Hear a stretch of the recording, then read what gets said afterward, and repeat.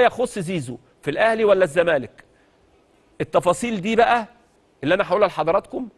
زيزو كلها ساعات في جلسه بكره مع مسؤولي نادي الزمالك، والموضوع وصل مع زيزو لخطوات متقدمه. مش معنى كلامي ان هو راح نادي الزمالك، معنى كلامي انه وصل لخطوات متقدمه مع نادي الزمالك.